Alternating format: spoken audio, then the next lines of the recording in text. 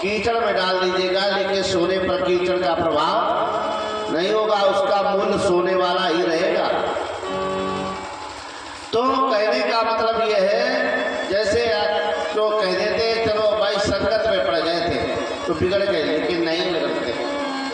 अगर हम अपनी जगह पर सही है, हमारा आचरण उत्तम है, जिस तरीके से चंदन के वृक्ष में काले नाग लिपटे रहते हैं, लेकिन उन सर्पों का विष चंदन में व्याप्त नहीं होता है, उसी तरीके से चरित्रवान व्यक्ति के अंदर जो है दुष्ट की आचरण व्यक्त नहीं हो सकते हैं, जिसको ये मालूम है क्या गलत है क्या सही है। विभीषण कहाँ रहता था? लंका में। रावण लंका में, कुंभकर्ण लंका में, मेघनाथ लंका में, सब लंके में रहते थे। सारे निशाचर थे, सब राम के विरोधी थे। अब उन निशाचरों के बीच में भी रह करके विभीषण कैसा था? सदाचारी था, भगवत भक्त था, उनके बीच में रहता था। तो जो 24 घंटे गलत ही लोगों के साथ में रहता था, लेकिन फिर भी विभीषण के ऊपर कोई राक्षसों का प्रभाव नहीं पड़ा। क्यों? तभी कहा जाता है ऊपर से आचरण देखने से कुछ नहीं होता है। ऊपर का आचरण देख लिया, लगे पुते कपड़े देख लो, चंदन वंदन लगाए को देखा तो आपने सोचा ये कोई महात्मा उच्च कर चलो कुछ मिलेगा, ऐसा नहीं हो सकता है। शिक्षा किसी से ली जा सकती है, जो चरित्र के आधार पर शरीर से नहीं पहचाना जा सकता है। कहाँ से पहचान होती है व्यक्ति की? व्यक्ति की पहचान व्यक्ति के आचरण से होती है। तन से तो कोई भी प्राणी और सुर असुर न माना जाता है, आचरणों से देवता और निश्चर पहचाना जाता है। शरीर से कोई भी जो है किसी को पहचानना मुश्किल है, किसी की पहचान नहीं हो सकती है, लेकिन व्यक्ति के आचरण से जो है उसकी पहचान होती है कि कैसा है। जैसे अष्टावक्र महाराज जब जनक की सभा में जाकर के पहुंचे तो सभी विद्वान देख करके हंसने लगे, सभी देख करके हंसने लगे अष्टावक्र। क्यों? अष्टावक्र का मतलब 8 बजे से टेढ़े बेढ़े। तो जब देखा तो सभी हंसने लगे, तो जब सभी हंसने लगे तो अष्टावक्र ने क्या कहा कि ये क्या है, क्यों हंसे? तो कहा ये सब तुम्हें देख करके हंस रहे थे, तो इसका मतलब तुम सब चमार हो। उन्होंने क्या कहा? तुम सब चमार हो। चमार का मतलब क्या होता है? यानी केवल चमड़े की पहचान जानते हो, शरीर के बराबर चमड़े को देख कर कैसे लगे हो। अगर विद्वान होते तो नहीं हंसते। विद्वान का क्या देखता है? विद्वान अंदर का भाव अंदर देखता है कि तुम कौन हो। ये तो ऊपर का चमड़ा है, किसी का गोरा है, किसी का काला है, कोई कैसा भी हो जाए, लेकिन अंदर की पहचान वही व्यक्ति कर सकता है जिसके अंदर क्या है, जिसके अंदर ब्रह्म शक्ति है। सो जाने जाए देव जनाए।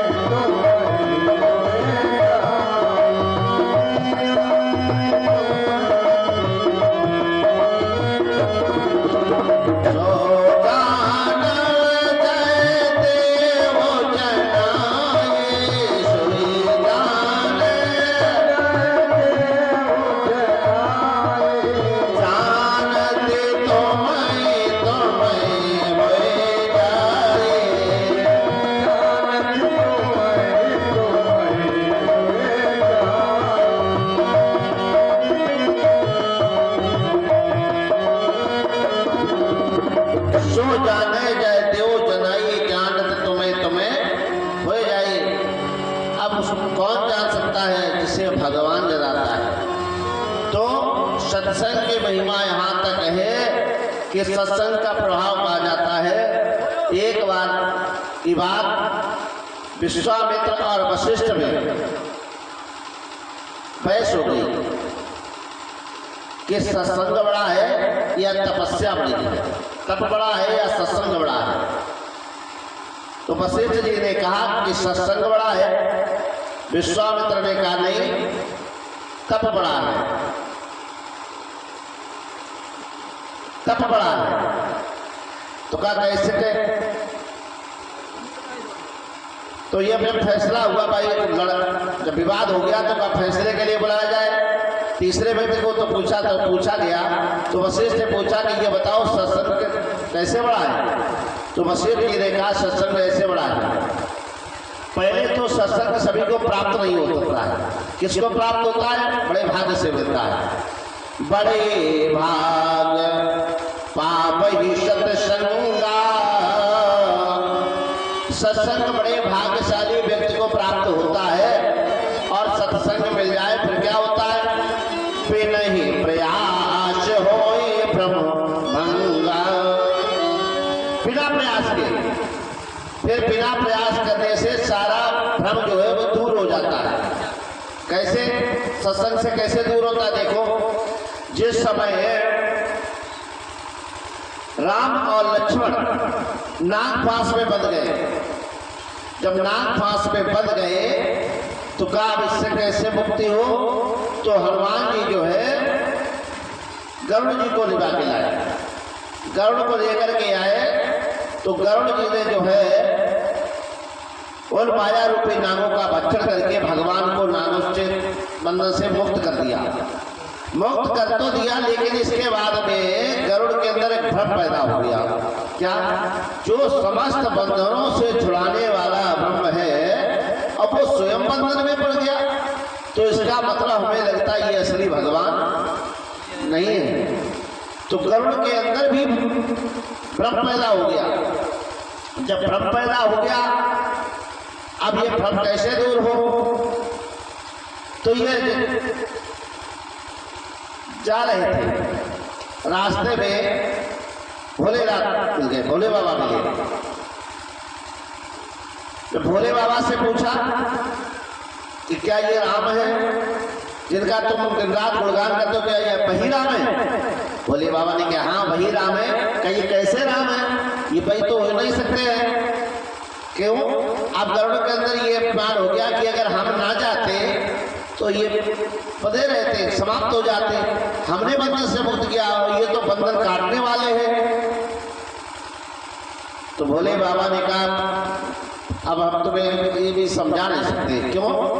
मिला गरुड़ मार्ग महामोहे, अब कबन भांति समझावो तोहे। अब तुम रास्ते में हमें मिले हो, हम भी जा रहे हैं, और तुम्हें अब ऐसे इसको ऐसे समझाया नहीं जा सकता है। तो का एक काम करो, क्या करो? अब तुम्हारा भ्रम कैसे दूर हो? जब बहुकाल के सत्संगा, जब सत्संग करोगे तब तुम्हारा ये भ्रम दूर हो जाएगा। भगवान की कथा सुनो, भगवान का सत्संग करो तो तुम्हारा ये भ्रम दूर हो सकता है। तो कहाँ का जाओ? नीलगिरी पर्वत पर, वहां पर काकभूषुंडी जी रहते हैं। वहां जाकर के तुम भगवान की कथा सुनो, सत्संग करो। तो गरुड़ महाराज जी जो है काकभूषुंडी के यहाँ जाकर के पहुंचे, वहां पर भगवान की कथा सुनी। और जब कथा सुनी, सत्संग किया बहुत समय तक, तब इनकी समझ में आया कि वास्तव में यही राम है। राम तो है, लेकिन ये क्या कर रहे हैं यहाँ पर? केवल मानव लीला कर रहे हैं। कहने का मतलब का पहले तो बड़े भाग्य से सत्संग प्राप्त होता है, और अगर सत्संग मिल जाए तो सारा भ्रम नष्ट हो जाता है। और सत्संग की महिमा क्या है? सठ सुध रहे सत्संगति पाए, अपारस परस कुधात सुहाई। यानी सत्संग वो पारस मणि है। पारस मणि जिस तरीके से पारस को लोहे में स्पर्श करा दो तो सोना बन जाता है, उसी तरीके सत्संग रूपी पारस मणि कितना भी सठ बने दुष्ट व्यक्ति हो, अगर उसको भी स्पर्श करा दिया जाए तो वो भी सज्जन बन जाता है। ये सत्संग की महिमा है। विश्वामित्र जैसे पूछा तुम बताओ तपस्या कैसे बढ़ी है? विश्वामित्र का बिना तपस्या का कुछ हो ही नहीं सकता है। क्यों? कि तप बल शेष धरई मही भारा और तप बल संभव करई संहारा। तपस्या इंद्रिय तपस्या के बल से शेष जी पृथ्वी के भार को धारण करते हैं। भगवान शंकर जो है सृष्टि का संहार करते हैं, विश्व पालन करते हैं और ब्रह्मा जी जो है उसकी रचना करते हैं। और तपबल ब्रह्म सदा बलि यारा, यानी तपस्या के बल से ही ब्रह्म हमेशा श्रेष्ठ है, बड़ा है। अब जब ये होगा दोनों में फैसला कैसे होगी कौन श्रेष्ठ है कौन नहीं, तो नारद जी मिल गए। नारद जी ने कहा देखो हम जो भी फैसला करवाते हैं वो बिल्कुल एकदम सटीक प्रैक्टिकल तौर पे होता है। कहा ये इसका फैसला हम तो नहीं कर सकते, चलो चलते हैं कहाँ पर? चलो ब्रह्मा जी के पास चले, उनसे करवाए थे। ब्रह्मा जी के पास पहुंचे, क्या बताओ महाराज सत्संग बड़ा है या तपस्या बड़ी है? ब्रह्मा जी ने भी देखा कि एक तरफ वशिष्ठ है एक तरफ विश्वामित्र है, हम इनके पक्ष की बात करें तो कहा ये फैसला हम नहीं कर सकते, भोलेनाथ की बात सुनो। भोले बाबा के पास गए, भगवान शंकर ने भी मना कर दिया कि ये हम नहीं कर पाएंगे, प्रश्न कठिन है, भगवान विष्णु के पास चलो। भगवान विष्णु के पास में जाकर के पहुंचे तो भगवान विष्णु ने कहा कि ये फैसला तो हमारे शेष भगवान कर देंगे, शेष राज जी से चले जाओ।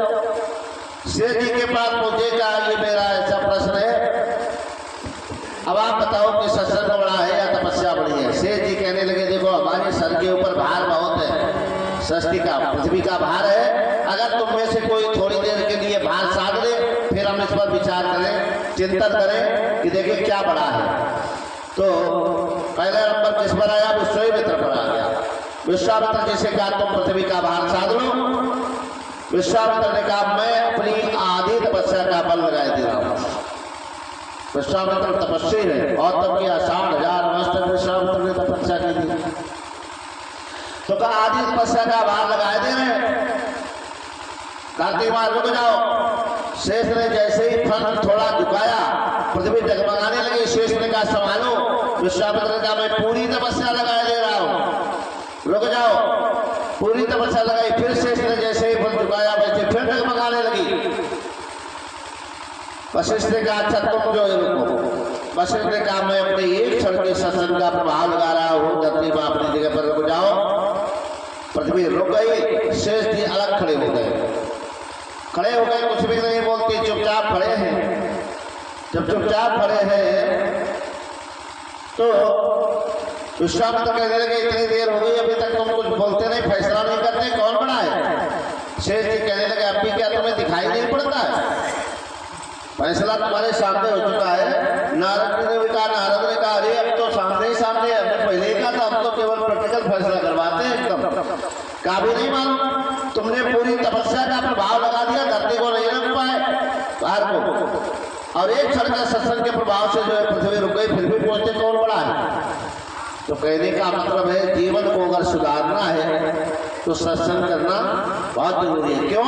कलयुग में तो केवल यही है, कलयुग की असली पूजा केवल यही है, सत्संग करो नाम जप करो, सत्संग करो और नाम जप करो। क्यों? कलयुग में इसलिए करना है, कलिकाल में मनुष्य की आयु जो है बहुत कम है, तपस्या करने की के लिए तुम्हारे पास सामर्थ्य नहीं, आयु नहीं है इतनी। पहले लोग हजारों बाद 10,000 तक तपस्या ही करते रहते थे, अब तो 60-70 पे तो सीताराम हो जाती। इतने में सब कुछ करना है। देखो आयु प्रमाण के आधार पर शास्त्रों में कहा गया है कृते लक्षम सहस्राणाम त्रेतायाम युतम तथा द्वापरे तो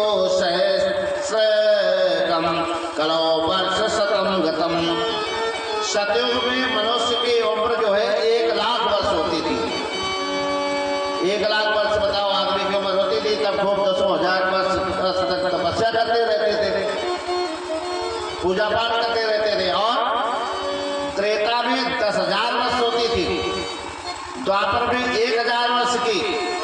अब कलयुग में कितनी है? कलयुग के प्रारंभ में कलयुग का आंकड़ा रखा गया 100 वर्ष का, लेकिन अब जो है वर्तमान में ज्योतिषियों का आंकड़ा केवल 80 वर्ष का है और 80 का है। तो धीरे धीरे ऐसे ही कमाई होता चला जा रहा है, 80 पे पहुंचना बहुत मुश्किल पड़ जाता है। हाँ, इतना जरूर है कि ब्रह्मा के यहाँ जो आयु की गणना है वो मनुष्य के श्वासों पर है, उम्र पर नहीं। बहुत से लोग जी सकते हैं, आप भी जी सकते हैं अगर योग प्राणायाम नियम संयम करते हैं, श्वासों को कम खर्च करेंगे। जितनी श्वासें भगवान के नाम पर निकल जाती हैं वह श्वासें गिनती में नहीं की जाती, वही उम्र बढ़ जाती है। अगर आप जितने श्वासें ईश्वर के नाम पे खर्च करें तो आपकी आयु उतनी बढ़ जाएगी, और जितना जो है भोग वासना में श्वासों को खर्च करेंगे उतनी आयु कम होती जाएगी। तो कलयुग के लिए केवल सत्संग और नाम जप ही महत्वपूर्ण है। आप दिन रात भगवान के नाम का स्मरण करो, सत्संग करो, इसी से कल्याण होने वाला है। तो कहा जाता है कि कलयुग के बल हरि गुण गाओ,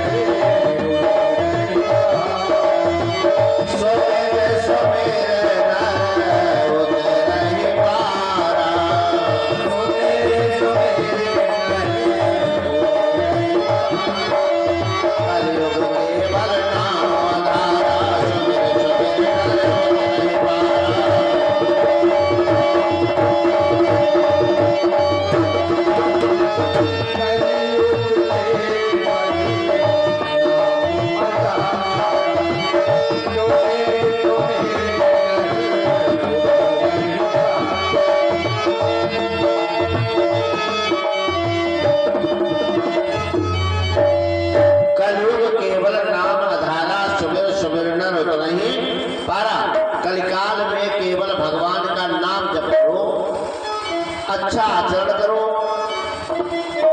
अच्छा भोजन करो, शुद्ध सादगी। कुछ लोग कहते हैं कि तो शरीर कैसे बनेगा, क्या मांस मदिरा खाने से ही शरीर बनता है? किसी भी जीव की हत्या करना ये मानव का धर्म नहीं है, क्योंकि परमात्मा ने सबको बनाया है और सबके अंदर आत्मा परमात्मा की ही आत्मा ही परमात्मा है। ईश्वर अंश जीव अविनाशी,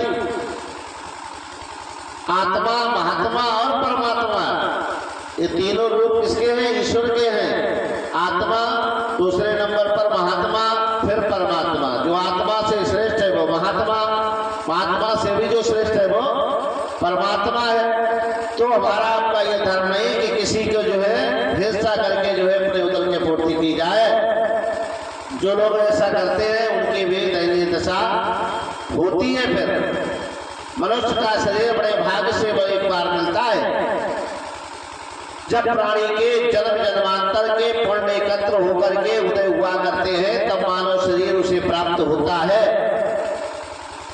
कहा जाता 84 लाख योनियां बताई गई है, तो 83,99,999 योनियों में भटकने के बाद तब मानव का जीवन मिलता है।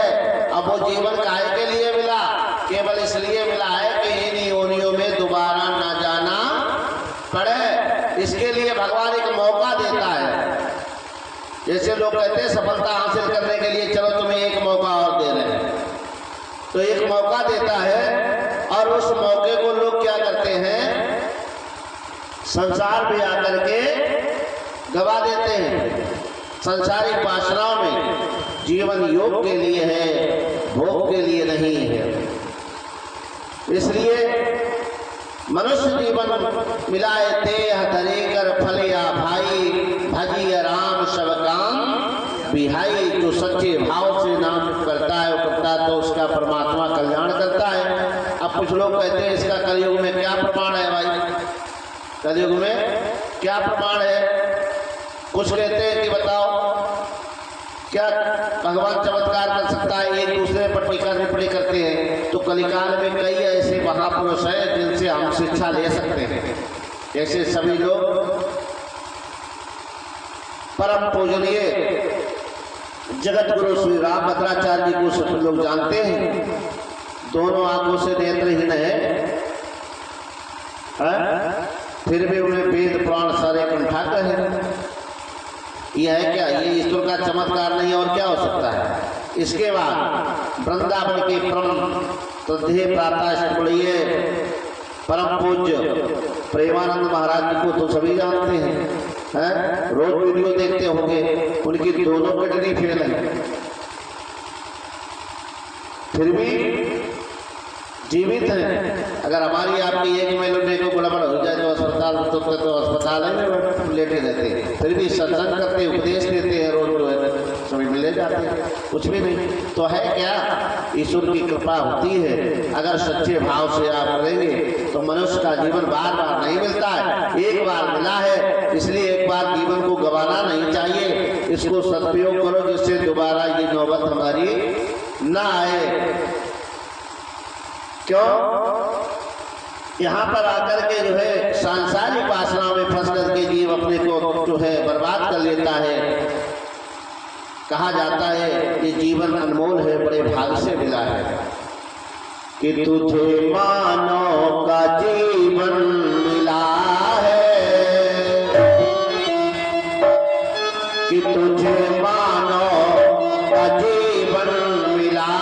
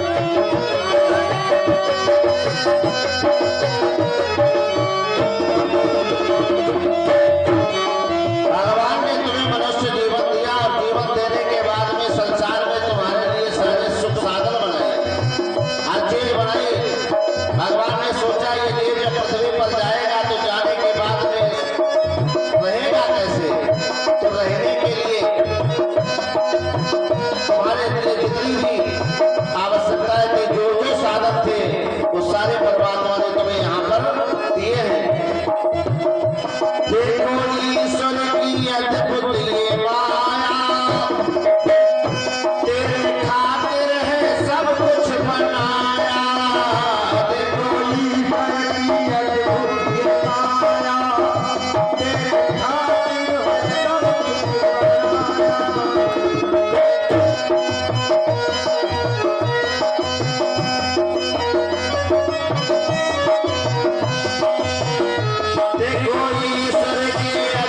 ये माया, तेरे खातिर है सब कुछ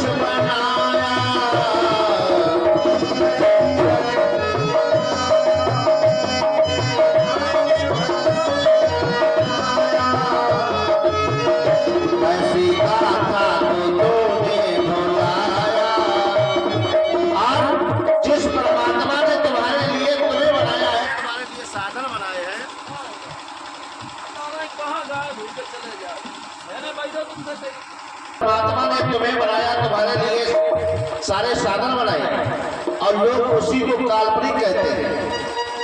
उसी ईश्वर को लोग जो है काल्पनिक बताते हैं कि राम तो काल्पनिक है, वो थे ही नहीं।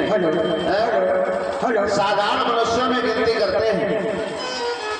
तो विचार करो, यानी ये भी नहीं जानते हो कि तुम कौन हो, कहां से आए, कैसे आए हो, तुम्हें बनाने वाला कौन है। तो ये तो मान के लो कोई तो ऐसी शक्ति है जिसने तुम्हें यहाँ पर जो है बनाया करके भेजा है, तुम्हारे लिए साधन जुटाए हैं। देखो ईश्वर की अद्भुत ये माया, तेरे खातिर है सब कुछ बनाया।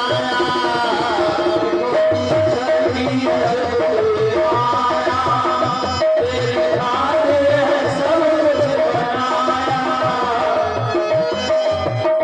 ऐसी गाथा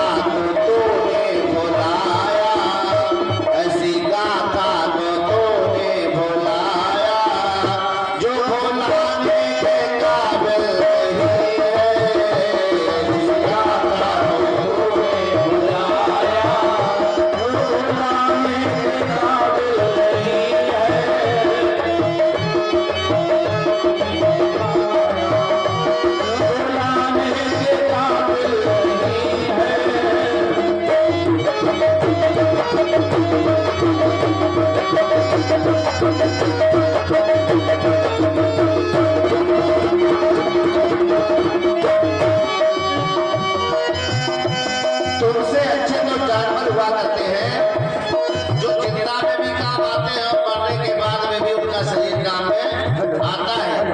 लेकिन ये शरीर अगर जीवित काम नहीं आ सका तो मृत्यु के बाद किसी काम का नहीं होगा। लोग इस शरीर को क्या कहते हैं? कंचन की काया कहते हैं। मैं कहते हैं कि ये कंचन की काया है। किसी ने इस शरीर को कंचन काया नाम दिया है और मैं तो कहता हूं कि उसने इस पर भारी ठग किया है। क्यों? कंचन माने क्या होता है? सोना।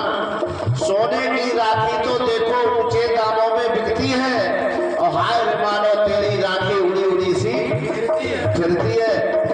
सोने की भस्म तो बहुत कीमती होती है, तुम्हारी राखी तो कोई कीमत नहीं होगी। लकड़ी जल कोयला भई कोयला मन में राख,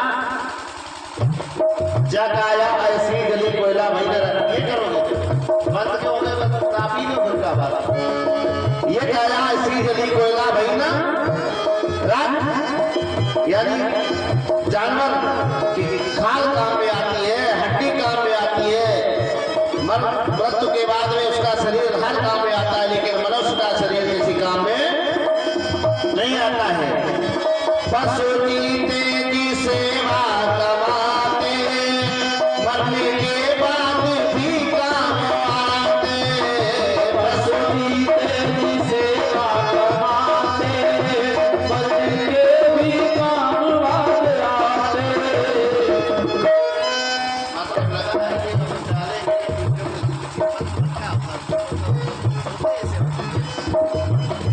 पशु जीते की सेवा कमाते, मरने के बाद भी काम आते। पशु जीते की सेवा कमाते, मरने के भी बाद काम आते। तेरा जिस्म मर कर किसी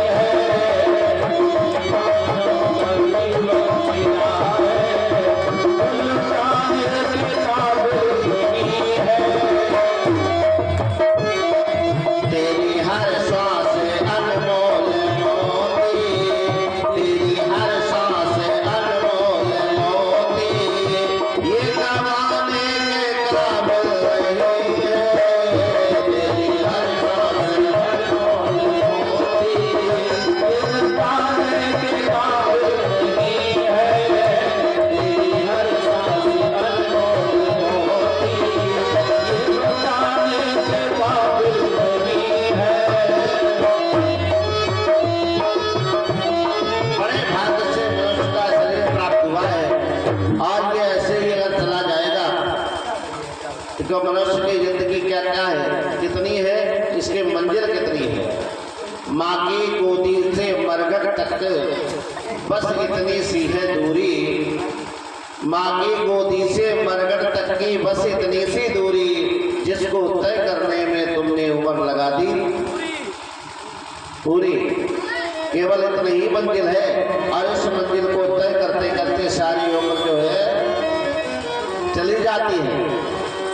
सावधानियों का चाहे जितना जोड़ा जाए मेला, लेकिन जब अंत समय होता है तो क्या होता है, सभी झबीला तोड़ ताड़ के उड़ता हंस अकेला। हेलो हेलो हेलो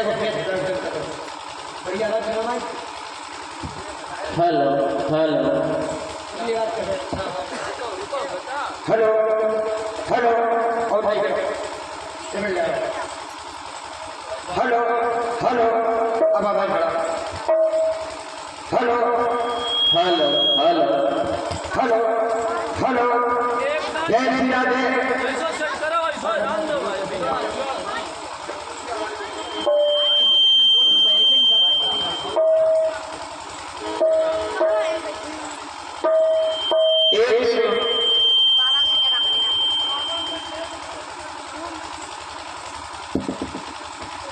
एक दिन ऐसा होगा कि जाइए देखो, यहाँ आकर के कोई बड़ा है, कोई छोटा है, कोई पैसे वाला है, कोई गरीब है, लेकिन एक दिन ऐसा आता है जहाँ पर एक ही जगह पर सबको जाना पड़ता है। स्वर्ण भस्म को खाने वाले इसी घाट पर आए, दाना पीन चबाने वाले इसी घाट पर आए, धर्म ध्वजा फहराने वाले इसी घाट पर आए, और बिना कफन पर जाने वाले इसी घाट पर। वो घाट कौन सा है, उसी का नाम है शमशान। जहाँ पर सबकी शान बराबर हो उस घाट का नाम है शमशान। और इस घाट से अगर बचना है तो किसका सहारा ले लो, तो पहले से राम घाट का सहारा ले लो। राम रूपी घाट का आश्रय बना लीजिएगा, क्योंकि एक दिन तो समझ लीजिएगा उस पर जाना ही है, तो पहले से राम का आधार जीवन में जोड़ लीजिएगा, जिससे कि फिर वहां पर जाने में कुछ लोग बहुत उससे भय करते हैं। ये संसार में आकर के देखो दुख क्या है, मीमांसाकार कहते हैं न कोई सुख है न कोई व्यक्ति के जीवन में दुख है। ये सुख दुख दोनों केवल मन के विकल्प हैं, मन के विकल्प है। संसार का प्राणी सुख इसमें देखता है, संसार का प्राणी सुख भौतिक चीजों में देखता है। रुपया पैसा, घर परिवार, संतान, स्त्री है। अगर बढ़िया स्त्री मिल जाए, क्योंकि लड़का को बढ़िया हो जाए और बहुत सुगर सुंदर हो, फिर ये माताएं मैंने जब देख के आती तब कहूँ फिर एकांत में लेना आओ तो तुम बड़ा किस्मत वाले, बहुत बढ़िया मिली तो केवल चमड़ा देख करके 4 दिन के बाद वही बहुत डंडा पीटते है। तो किसको देखते हैं, केवल संसार की वस्तुओं में सुख देखते हैं।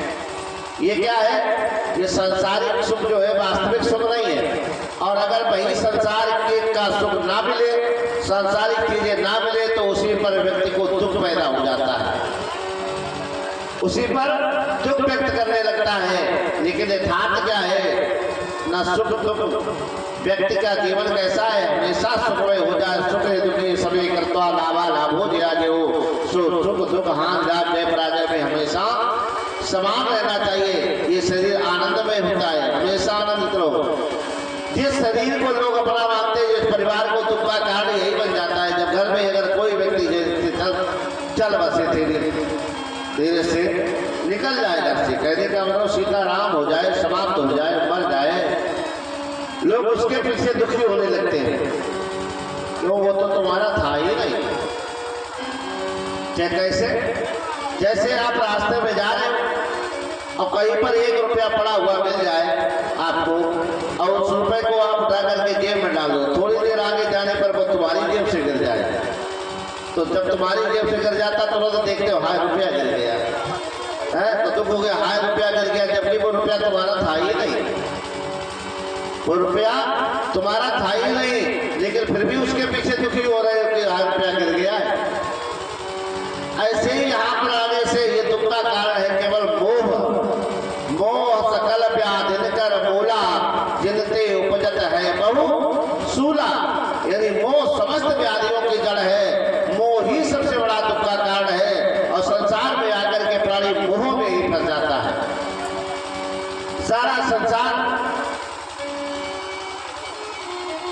व्यक्ति हर प्राणी जो है इस मोह रूपी रात में फंस करके शिकार रूपी सपना दिखता है। मोह निशा सब शोभन हारा देख सपन अनेक प्रकारा।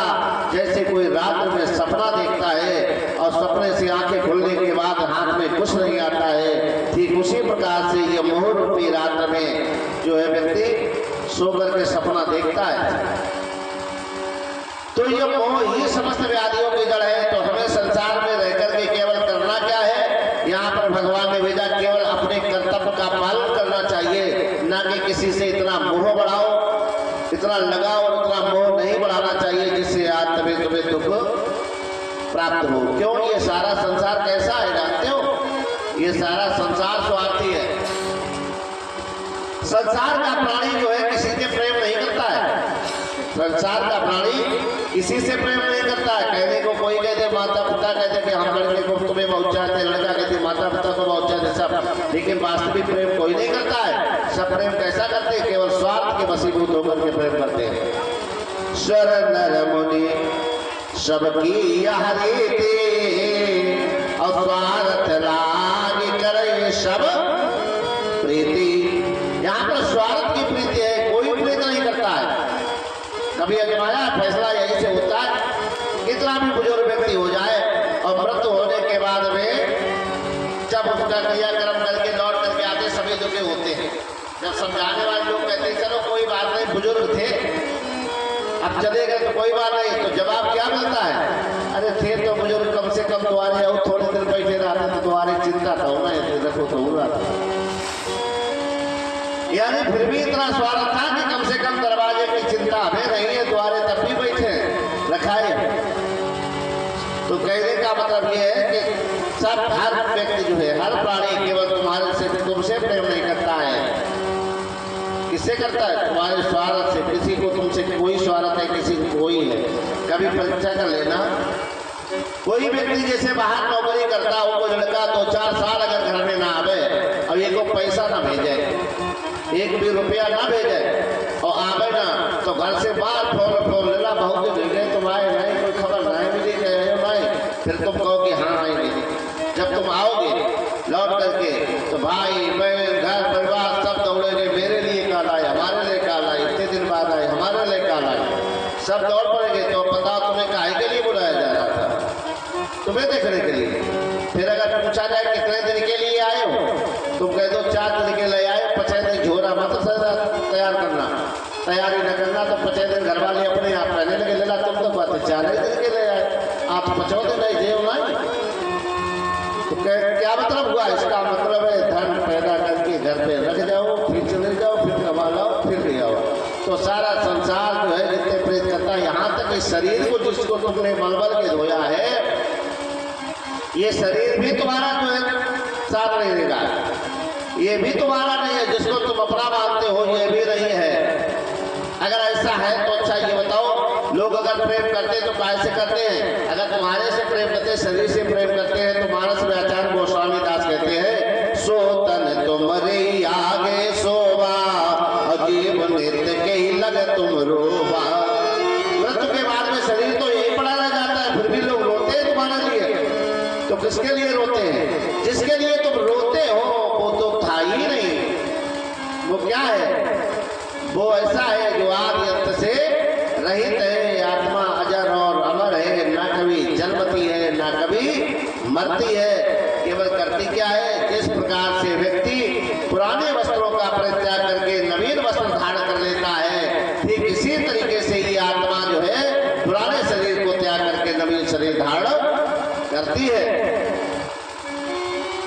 और ये शरीर जो तुम्हें देख रहे हो ये भी कुछ नहीं, ये शरीर का भी रूप अलग अलग है। कैसे रूप? जैसे हम आप कपड़े पहनते हो, एक ऊपर जर्सी पहने हो, मतलब स्वेटर पहने हो, ठीक है, ये क्या है? फिर इसके अंदर शर्ट है, शर्ट के अंदर बनियान है, 3 पर। तो ये हमारे शरीर के भी 3 रूप है। ये ऊपर वाला जो है, जो यहाँ पर छूट जाता है, जो यहाँ पर पड़ा रह जाता है, जिसका हम जाकर के संस्कार करते हैं, ये क्या? ये स्थूल शरीर है। इसके बाद में फिर सूक्ष्म शरीर, और इसके बाद तीसरा है कारण शरीर। तो स्थूल शरीर यहीं पर रह जाता है। अब जैसे व्यक्ति मर करके जब जाता है ना, तो जो लोग कहते ये सब झूठी बात है, काल्पनिक है। जब मर के शरीर ले जाता है आत्मा को जो है ना, तो वहां किसी तरह भोगना पड़ता होगा, इतनी आत्मा किसको दी जाती होगी। मृत्यु के बाद में जो हमारे अंदर का जो सूक्ष्म शरीर है वो जो है साथ में जाता है। सूक्ष्म शरीर क्या है? मन आत्मा के साथ में चलता है, इसने सब कुछ करवाया और बाद में इसी को जो है कर्म के आधार पर भोगना पड़ता है। इसलिए सबको जो भी करना है, यानी कहने का मतलब ये है, लोग ईश्वर को दोष देते हैं तो भगवान ना तो किसी के साथ कभी बुरा करता है और ना कभी बुरा होने देता है। राम तो स्वरूप है सो सुख धाम, राम वसिनामा अखिल लोकदायक वे श्राम। सो सुख धाम, वो तो सुख का धाम है, सबका कल्याण करने वाला है, सबको सुख देने वाला है। फिर भला ये विचार करो, वो किसे दुख दे सकता है? लोग जैसे थोड़ा दुख होता है तो भगवान को दोष देते, भगवान ने बुरा किया। ऐसा नहीं करना चाहिए। भगवान नहीं, तुम्हें क्या मालूम है ईश्वर कभी किसी के साथ बुरा नहीं करता है। क्यों? वो तो तुम्हारे कर्म का फल मिलता है। कर्म के न्यायाधीश देवता शनि महाराज जी है, तो कर्म का फल है। राम किसी के साथ कुछ नहीं करता है, वो तो सबके साथ अच्छा ही करता है। राम न मारे काहू को और ना हत्यारे राम, अपने आप मर जाओगे कर कर खोटे काम। स्वयं कैसे फल किसका मिलता है? शुभ यार या शुभ कर्म अनुहारे और ईश देत फल हृदय विचारी। शुभ और अशुभ यानी अच्छे और बुरे कर्मों के आधार पर हमको फल भोगना पड़ता है। जैसा कर्म करे इंसान वैसा फल देगा भगवान। यदि बोया पेड़ बबूल का तो आम कहाँ से होए? अब बबूल लगाया है, फिर कहते इच्छा करते हो जैसे आम खाने को मिल जाए, तो आम कैसे मिल सकता है? कभी नहीं मिलेगा संसार में। इसके बाद में और एक व्यक्ति बात है क्या? अब सुख दुख की बात अगर आती है तो सुख दुख कोई किसी को देता नहीं है, वो व्यक्ति को स्वयं प्राप्त होता है अपने कर्म से। और सबसे बड़ा ज्यादातर लोग दुखी का ऐसे पैसे से। अगर पैसा नहीं तो ज्यादा हर चीज हो, लेकिन रुपया पैसा नहीं। क्यों? ये कलयुग है। अब कलयुग अर्थ का युग है, बिना पैसे के इसमें जीवन ही बेकार है। कलिकाल में अगर पैसा नहीं है तो समझ लो जिंदगी बेकार है। कितने बड़े तुम विद्वान हो, कितने बड़े तुम बुद्धिमान हो, कितने बड़े कुलीन हो, लेकिन कोई पूछने वाला नहीं। यहाँ पर इज्जत किसकी है? केवल पैसे की है, चमत्कार का नमस्कार है। अब वो पैसा अगर तुम्हारे पास नहीं है तो उसमें किसी का दोष नहीं है। दुःशीलो मात्र दोषेन पितृदोषेन मूर्खता, कारपर्णं वंश दोषेन आत्मदोषेन दरिद्रता। दुःशीलो मात्र दोषेन, अगर आपका चरित्र अच्छा नहीं है तो माता का दोष है। अगर बुद्धि ठीक नहीं है तो पिता का दोष है। और वंश के आधार पर प्राणी के अंदर कायरता का दोष होता है। लेकिन अगर पैसा नहीं है, निर्धन हो, धनीन हो, तो इसमें किसी का दोष नहीं, खुद का दोष है। आत्मदोष है, दरिद्रता तुम्हारा ही दोष है, इसीलिए पैसा नहीं है। क्यों? ये संसार भगवान ने पैसा किसी को देकर नहीं भेजा है। पैसा किसी को परमात्मा ने नहीं दिया, लोग ने कहे। क्यों? वो तो अपने कर्म का प्रभाव है। ईश्वर ने सबको समदृष्टि से कहा, वो समदर्शी है, सबको समान देता है। और जो भगवान ने चीजें दी हैं वो सबको दी हैं। और जिनको इनमें से ना मिला हो वो बहुत बड़ा भागा है। क्या? जननी जनक बंधु सुतदारा, तन धन भवन सुहद परिवारा।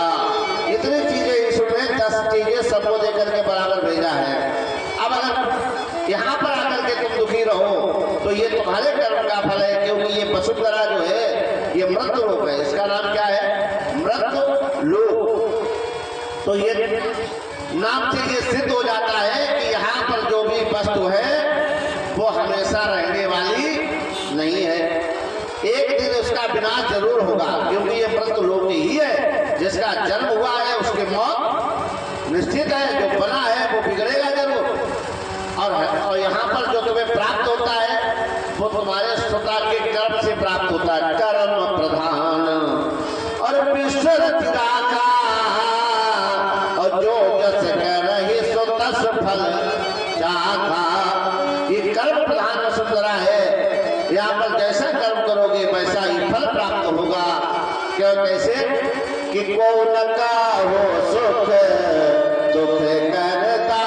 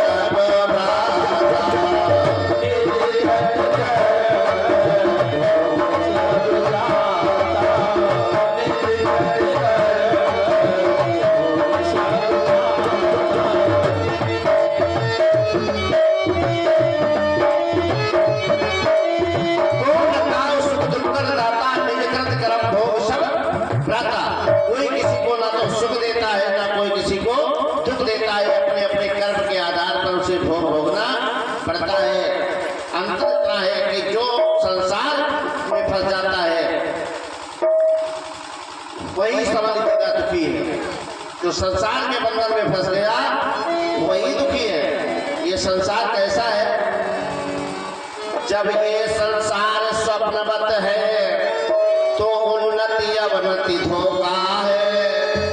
और सपने का राजा और रंग होना अनहोना मिथ्या है। जीवों की यहाँ अवस्थाएं बस घोर मोहों की रातें हैं। इन रातों में जो होता है वे सब सपने की बातें हैं। अब इसमें जागो, कौन जगता है? देखो कौन सोता है। इसमें योगी जन जगते हैं, अज्ञानी जनता सोती है। या फिर जग जाते हैं जिन पर कुछ कृपा इसकी होती है। कौन? या तो भगवान की कृपा हो जाए और या फिर सच्चा सत्संग प्राप्त हो जाए, तभी जग सकते हो। योगी महात्मा जाने करते हैं। क्यों? वो सत्संगी होते हैं जो संसार से विमुख हो। आचार्य गोस्वामी दास भी कहते जाना तब ही जीव जग जागा और जब सब विषय विलास विरागा। यही जग जामिन जागे जोगी और परमारती प्रपंच वियोगी। कर्म के आधार पर फल मिलता है। कैसे? अब देखो कर्म में कितना अंतर है। रावण जैसा विद्वान भूतो ना मनुष्यति कोई हो सकता है? नहीं हो सकता है। क्यों? रावण जैसा विद्वान ना हुआ है, ना होना है, ना होने की कोई संभावना है। कोई सा पंडित, कोई सा योद्धा मन में और न दूजा है। अपने शीशों को काट काट मैंने शंकर को पूजा है। और रावण जैसा बलवान भी कोई नहीं हो सकता। इतना बड़ा बलवान जिसने भोले बाबा को बताओ जो तीनों लोगों का भार रखने वाला हो और उसके सहित जिसने कैलाश को उठा लिया हो। मेरी इन 20 भुजाओं ने कैलाश पहाड़ उठाए हैं। यमेंद्र कुबेर वर्णमंडल मेरे प्रताप से थर्राए हैं। इच्छा से मेरी सूर्यदेव पूरब से पश्चिम जाता है और इच्छा से मेरी पवन देव ठंडाता है, गर्माता है। इतना बड़ा बलवान और इतना बड़ा विद्वान और सब कुछ जिसके पास में किसी धन की भी कमी नहीं, जिसके पास सोने की लंका हो। आप विचार करो थोड़ा तो बताइएगा, राम जो है रावण की इस बराबरी में आ सकते हैं। रावण के सोने की लंका है और ये उद्यान का है, बाकी एक दीवार बराबर नहीं होगा। रावण जैसा विद्वान नहीं, वो ब्राह्मण